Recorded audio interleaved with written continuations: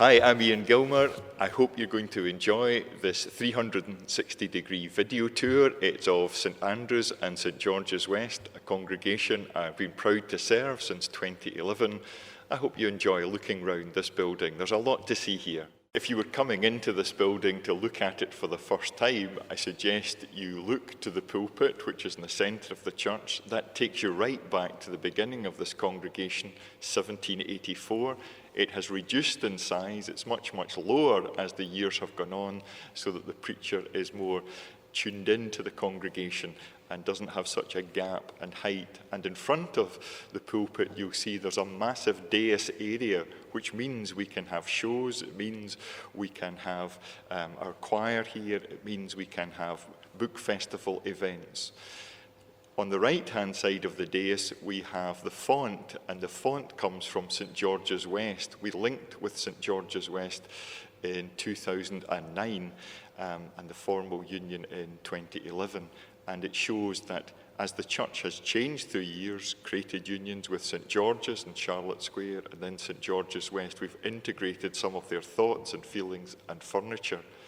If you look to the windows, you'll see most of them are clear rather than stained glass, and that was because this church was built at the time of the Enlightenment, and the desire in the architect was to have no stained glass, and this should be a place of rational thought. We should think clearly about society, about ourselves, look critically at the Bible, and respond to the needs of people in society. And at the back of the church, if you can have a back in an elliptical church, there is the organ, and on the organ, which has been upgraded twice, there's the flags of St Andrew and St George, the patron saints of Scotland and England.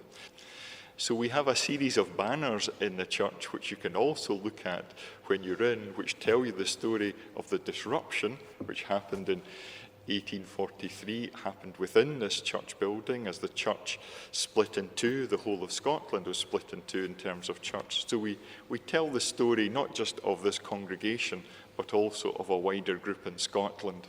And if you go down the stairs, you'll see the Undercroft Cafe, and that's a place you can have really good soup, a cup of good coffee, and a conversation, and that's part of the outreach of the church. There's a chapel down there with worship every day at 1 o'clock, and you might meet one of the chaplains who come in. There's still a city centre workplace chaplain who goes out to visit those working in the St James Centre, working in George Street, working in Boots and in Maltrees Walk. So that gives you a flavour of some of the things to look for if you come to visit St Andrews and St George's West.